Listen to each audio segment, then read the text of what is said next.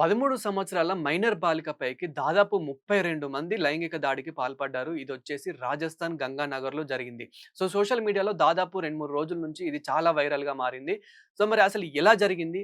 Pin to pin అసలు ఏం జరిగింది? ఇప్పుడు వాళ్ళకి ఎలాంటి శిక్ష పడబోతుంది? వాళ్ళని ఉరి శిక్ష తీయబోతున్నారా? లేదా? అనేది ఒక్కసారి ఈ వీడియోలో చూసే ముందు ఎలా జరిగింది? ఏం జరిగింది? పాపకి న్యాయం జరుగుతుందా? లేదా? అనేది ఒక్కసారి చూద్దాము. ముందుగా పాప ఒక పని మీద బయటకైతే వెళ్తూ ఉంటుంది. పని మీద బయటకు వెళ్ళిన పాపని ఇప్పుడు ఇంటి దగ్గర డ్రాప్ చేయాలని చెప్పేసి తను ఒక ఆటో బుక్ చేసుకుంటూ ఉంటుంది. అంటే ఆ ఆటోని మాట్లాడుకొని ఆ ఆటో డ్రైవర్‌తోని మా ఇక్కడ ఒక పలానా ప్లేస్‌లో దింపండి అని చెప్పేసి అంటే మా ఇంటి దగ్గర దింపండి అని చెప్పేసి చెప్తూ ఉంటుంది ఆ పాప. అలాంటి సమయంలో అతను ఏం చేస్తాడు అనంటే వాళ్ళ ఇంటికి తీసుకెళ్తున్నట్టే తీసుకెళ్ళి అక్కడ దగ్గరలో ఉన్న ఒక హోటల్‌కి అమ్మేయడం అయితే జరుగుతూ ఉంది. అయితే ఆ హోటల్‌లో గూడా దాదాపు ఎన్నో లక్షల కోట్లకి తను అమ్ముకోలేదు. చాలా తక్కువ అమౌంట్‌కే ఇలా సప్లై చేస్తూ ఉండేవాడని చెప్పేసి ఇప్పుడు ఎంక్వైరీలో తేలుతుంది. అయితే ఆ హోటల్‌లో దాదాపు ఒక నలుగురు, ఐదుగురు ఈ లైంగిక దాడికి పాల్పడ్డారు అని చెప్పేసి తెలుస్తోంది. మరి 32 మంది అన్నారు గదా! అనంటే యెస్, ఈ నలుగురు, ఐదుగురు తర్వాత మళ్ళీ ఇంకో హోటల్‌కి తరలించడం జరిగింది. అమ్మాయికి ఇష్టం లేకపోయినా గాని ఆ నలుగురు, ఐదుగురు మద్యం తాగుతూ అమ్మాయికి తాగిపిస్తూ ఈ అమ్మాయికి చాలా చిత్రహింసలు పెట్టేవారని చెప్పేసి అమ్మాయి లాస్ట్ స్టేట్‌మెంట్‌లో చెప్పడం జరిగింది. అయితే ఇదంతా తెలుసుకున్న ఈ తల్లిదండ్రులు కూడా మాకు న్యాయం జరగాలి అని చెప్పేసి కూడా ఇప్పుడు పోరాడుతున్న పరిస్థితి అయితే కనిపిస్తూ ఉంది. రాజస్థాన్ మొత్తం ఉట్టిడిగిపోతుందనే చెప్పుకోవాలి.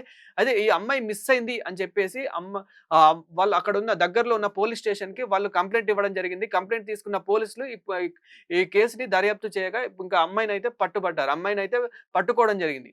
అమ్మాయిని ఎట్టకేలకు తీసుకొచ్చారు. ఆస్పత్రిలో చేర్పించారు. అమ్మాయి చాలా చిత్రహింసలు పడ్డదని చెప్పేసి అయితే తెలుస్తూ ఉంది. అక్కడున్న డాక్టర్స్ స్టేట్మెంట్ ఇస్తున్న ప్రకారం గూడా చాలా అమ్మాయి అయితే చాలా నరకం అనుభవించింది అని చెప్పేసి గూడా అక్కడున్న డాక్టర్స్ గూడా చెప్పడం అయితే జరుగుతూ ఉంది. को आगे बताओ। हम लिखवाएंगे। मेरे मरने के बाद हम सब फंसेंगे। कौन कौन सा फंसेंगे। कौन सा फंसेगा? ये पुलिस वाले फंसेंगे। हाँ। फंसेंगे वो लोग, वो सब फंसेंगे। हम्म, हम्म, क्यों पुलिस वालों ने क्या किया है? क्यों मार फंसे? डालने में वो मारना चाहते हैं। क्यों मारना चाहते हैं? वो ना मारना चाहते हैं, वो नहीं चाहते लड़की दिए। क्यों क्यों ऐसा ऐसा क्या है जो चाहते हैं लड़की जिए ना? हाँ, हाँ, बोलो बुआ। नहीं, नहीं, हमें पता है। नहीं, वो कुछ लोग नहीं होगा, चाहते हैं। कुछ नहीं होगा मेरे बुआ को, कुछ नहीं होगा, हम सुबह तक मर जाएंगे। कुछ नहीं होगा तुमको दीदी की। అయితే ముందుగా ఎవరైతే ఆటో వ్యక్తి ఈ హోటల్స్‌కి అమ్మేయడం అయితే జరిగిందో అతను కూడా ఇందులో పాల్పడ్డాడు అని చెప్పేసి కూడా తెలుస్తుంది. అతన్ని కూడా అదుపులోకి అయితే తీసుకోవడం జరిగింది. ఆ ఆటో ఇంకా అంటే సీసీటీవీ ఫుటేజ్‌లని ఎంక్వైరీ చేసేసి ఆటో ఎక్కడెక్కడికి వెళ్ళింది అని చెప్పేసి కూడా ఎంక్వైరీ చేయడం జరిగింది. ఎట్టకేలకి ఆ ఆటో డ్రైవర్‌ని ఇందులో తీసుకోవడం జరిగింది. అదే విధంగా ఆటో డ్రైవర్‌ని అదుపులోకి తీసుకోవడం జరిగింది. అదే విధంగా ఇప్పుడు ఏ హోటల్‌లో ఎవరెవరైతే దీంట్లో ఇన్వాల్వ్ అయ్యి ఉన్నారో, ఎవరెవరైతే ఈ అత్యాచారానికి పాల్పడ్డ వారు ఉన్నారో వాళ్ళని కూడా దాదాపు 30 మందిని ఇందులోకైతే తీసుకోవడం అయితే జరిగింది. అదుపులోకైతే తీసుకోవడం జరిగింది. వాళ్ళని అదుపులోకి తీసుకోవడం గాకుండా అంటే ఇప్పుడు ఎవరినైతే ఆ నలుగురు, ఐదుగురి హోటల్‌లో ఎవరైతే నలుగురు, ఐదుగురు అత్యాచారానికి పాల్పడ్డారో ఈ హోటల్ నుంచి ఇంకో హోటల్‌కి, ఇంకో హోటల్ నుంచి మరొక హోటల్‌కి, మరొక హోటల్ నుంచి ఇంకో హోటల్‌కి ఇలా దాదాపు ఒక 4, 5 హోటళ్ళని తిప్పారు అని చెప్పేసి కూడా పాప చెప్తూ ఉంది. అదే విధంగా అక్కడున్న ఇప్పుడు ఎవరైతే ఇప్పుడు పోలీసులని ఎవరైతే అదుపులోకి తీసుకున్నారో వాళ్ళు గూడా ఈ స్టేట్‌మెంట్ అయితే ఇవ్వడం అయితే జరుగుతూ ఉంది. అయితే ఇలా ఒక్కసారి కాదు, 2 సార్లు కాదు రాజస్థాన్‌లో ఇలాంటివి చాలా జరిగాయి. చాలా జరుగుతున్నాయి అని చెప్పేసి కూడా ఇప్పటికి తెలుస్తుంది. పాప ఒక ఇన్సిడెంటే కాదు. ఇలాంటిది గతంలో కూడా చాలా జరిగాయి. కానీ ఇప్పుడు 13 ఏళ్ల మైనర్ బాలిక పైన ఇలాంటి అత్యాచారం జరిగింది అనంటే గనక ప్రభుత్వం అసలు ఎక్కడి వరకెళ్తూ ఉంది? కళ్ళు మూసుకుపోతున్నాయా అని చెప్పేసి కూడా ప్రశ్నించాలి. ప్రశ్నించే పరిస్థితి అయితే వస్తూ ఉంది. అంటే ఇండియాలో ప్రతి ఒక్క అమ్మాయి బ్రతకాలంటే గనక భయమేస్తూ ఉంది. అలాంటిది రాజస్థాన్‌లో ఇలాంటివి చాలా జరుగుతూ ఉన్నాయి కాబట్టి చట్టం అసలు ఏం చేస్తుంది అని చెప్పేసి కూడా ప్రశ్నించే పరిస్థితి అయితే వస్తూ ఉంది. ముఖ్యంగా ఏంటి అనంటే గనక రాజస్థాన్ ప్రజలంతా వాళ్ళకి ఉరి శిక్ష పడాలి. నడి రోడ్డు మీద ఉరి శిక్ష తీయాలి అని చెప్పేసి కూడా నడి రోడ్డు మీద ఇప్పటికీ ధర్నాలు చేస్తున్న పరిస్థితి అయితే కనిపిస్తూ ఉంది. రాజస్థాన్ అనే కాదు ఇక్కడ మన 2 తెలుగు రాష్ట్రాల్లో కానివ్వండి, ఈవెన్ మొత్తం భారతదేశం మొత్తం ఈ న్యాయం జరగాలి, జస్టిస్ జరగాలి అని చెప్పేసి అయితే ప్రతి ఒక్కరు పోరాడుతున్న పరిస్థితి కనిపిస్తుంది. ఎందుకంటే అక్కడ జరిగింది 13 ఏళ్ల పాప మైనర్ అమ్మాయికి. ఎందుకనంటే గనక చిన్న పాప అసలు ఆ అమ్మాయికి సరిగ్గా అసలు లోకం కూడా తెలీదు. అలాంటి లోక జ్ఞానం కూడా తెలీదు. అలాంటిది పాప మీదకి ఎలా ఒక్కరు కాదు, ఇద్దరు కాదు 32 మంది 5 రోజుల పాటు ఈ సంఘటన జరిగింది. 5 రోజుల పాటు చిత్రహింసలు నరకం అనుభవించిందనే చెప్పుకోవాలి. ఇలాంటి పాపకి న్యాయం జరగాలా? వద్దా? మీరే కామెంట్ చేయండి. అలాంటిది అంటే ఇప్పుడు వాళ్ళని కూడా ఉరి తీయాలా వద్దా? ఎందుకంటే మనం కొన్ని కంట్రీస్‌లో చూస్తూ ఉంటాము. ఒక పాపని అంటే ఒక అట్‌లీస్ట్ ఒక అమ్మాయిని, మైనర్ అమ్మాయిని అని కాకుండా గూడా మేజర్ అమ్మాయినైనా గాని ఏదైనా బాధ పెడుతున్నారు, బ్లాక్‌మెయిల్ చేస్తున్నారంటే గనక అక్కడ షూట్ ఔట్ ఆర్డర్స్ అట్లాంటివున్నాయి. కానీ ఇక్కడ మన భారతదేశంలో ఎలాంటి చట్టం ఉంది మరి? మన భారతదేశంలో ఇంకా వాళ్ళని అదుపులోకి తీసుకొని ఏం జేస్తూ ఉన్నారు?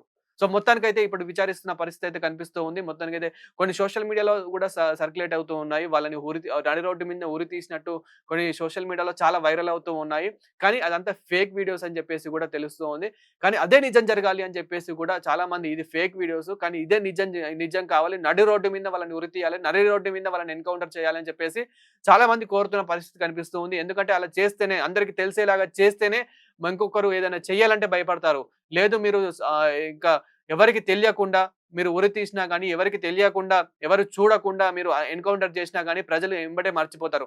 నడి రోడ్డు మీదనే మీరు ఉరి తీసినా గాని, నడి రోడ్డు మీదనే మీరు ఎన్‌కౌంటర్ చేసినా గాని చరిత్రలుగా చెప్పుకుంటారు అని చెప్పేసి కూడా ఇప్పుడు కామెంట్‌లు వస్తున్న పరిస్థితి కనిపిస్తూ ఉంది. ఇప్పటికి మనం కామెంట్‌లు చూస్తే పరిస్థితి అయితే వాళ్ళకు నడి రోడ్డు మీదనే ఉరి తీయాలని చెప్పేసి, నడి రోడ్డు మీదనే ఎన్‌కౌంటర్ చేయాలని చెప్పేసి ఇప్పటికి మనకి కామెంట్‌లు వస్తున్న పరిస్థితి అయితే కనిపిస్తూ ఉంది. అయితే ఆ 13 ఏళ్ల పాప ఎవరైతే ఉన్నారో ఫస్ట్‌గా ఆటోని మాట్లాడుకోవడం జరిగింది. ఆ ఆటో వ్యక్తి హోటళ్ళకి అమ్మేయడం జరిగింది. ఒక హోటల్‌కి అమ్మేసిన తర్వాత ఇంకో హోటల్‌కి తరలించడం జరిగింది. అక్కడి నుంచి ఇంకో హోటల్‌కి తరలించడం జరిగింది.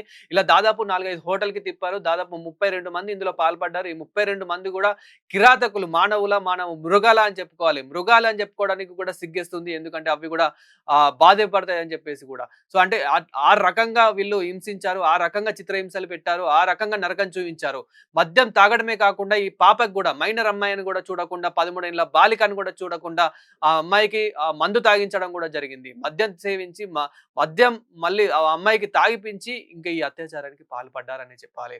మొత్తానికైతే ఆ అమ్మాయి చిత్రహింసలు అనుభవిస్తూ వాళ్ళ తల్లిదండ్రుల చేతుల్ని కన్నుమూసిందని చెప్పుకోవాలి. అంటే ఎట్టకేలకు పోలీసులు ఆ అమ్మాయిని దొరకబట్టారు. అమ్మాయిని తీసుకొచ్చారు. ఇంకా ఆస్పత్రిలో చేర్పించారు. ఆస్పత్రిలో కూడా చికిత్స పొందుతూ కన్ను మూసిందని చెప్పుకోవాలి. అయితే ఎప్పుడైతే ఆ అమ్మాయి కొన్ని మాట్లాడిందో, ఆ అమ్మాయి మాట్లాడిన మాటలు కూడా నేను చూయించే ప్రయత్నం అయితే చేస్తాను. ఏమని మాట్లాడింది అని చెప్పేసి కూడా తను ఎంతో నరకం అనుభవిస్తూ, తను ఎంతో బాధగా తను మాట్లాడడం అయితే జరిగింది.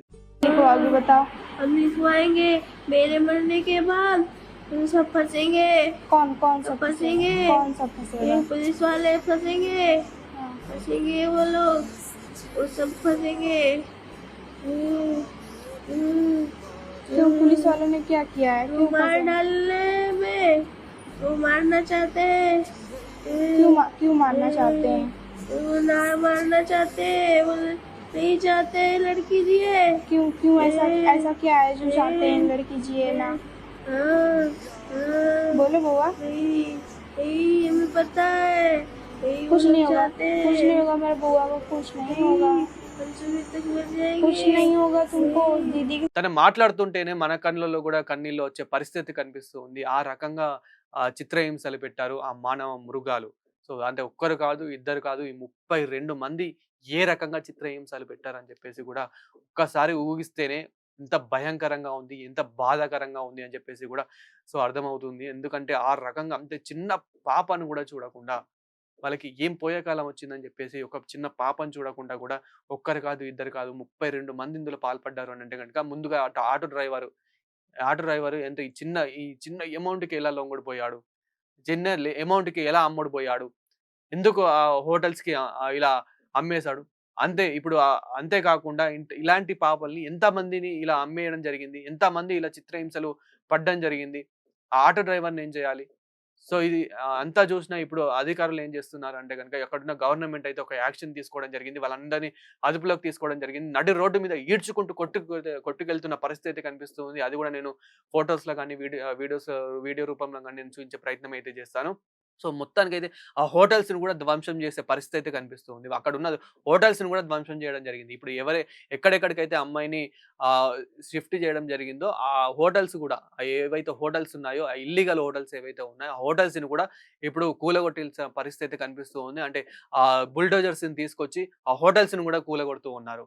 కూలగొట్టాలి. ఒక్కటి కాదు, 2 కాదు ఇలా రాజస్థాన్‌లో ఎన్ని హోటల్స్ ఉన్నాయో దాదాపు 150, 200కి పైగా హోటల్స్ ఉన్నాయని చెప్పేసి కూడా ఇప్పుడు తెలుస్తుంది. ఇల్లీగల్‌గా 200 హోటల్స్ ఉన్నాయని చెప్పేసి తెలుస్తుంది. జస్ట్ ఇప్పుడు ఓన్లీ 2, 3 రోజులు ఎంక్వైరీ చేస్తేనే 200 హోటల్స్ బయటపడ్డాయంటే గనక ఒక్కసారి స్ట్రిక్ట్‌గా ఆఫీసర్స్ అందరూ దిగి ఒక్కసారి ఎంక్వైరీ చేస్తే గనక ఇప్పుడు మొన్న మనం హైదరాబాద్‌లోనే చూసుకుంటే దాదాపు కొన్ని హోటల్స్ దాదాపు 2000 మంది సిబ్బందితో హోటల్స్ అయితే ఎంక్వైరీ చేయడం జరిగింది.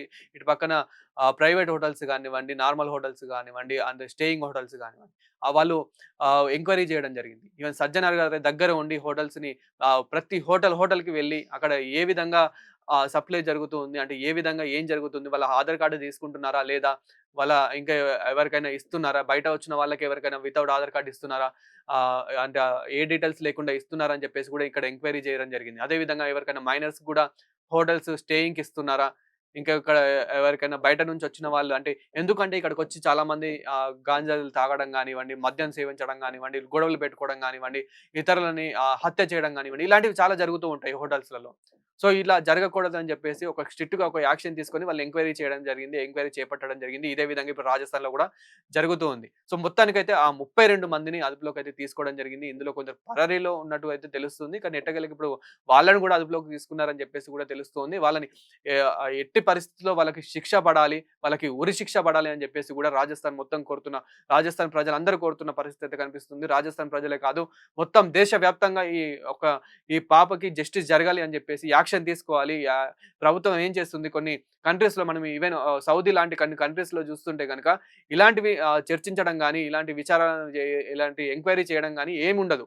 జస్ట్ వాళ్ళని అదుపులోకి తీసుకున్నామా, ఎన్‌కౌంటర్ చేసామా, అదుపులోకి తీసుకున్నామా, ఎన్‌కౌంటర్ చేసామా. ఇట్లా ఓన్లీ 2 థింగ్సే ఉంటాయి.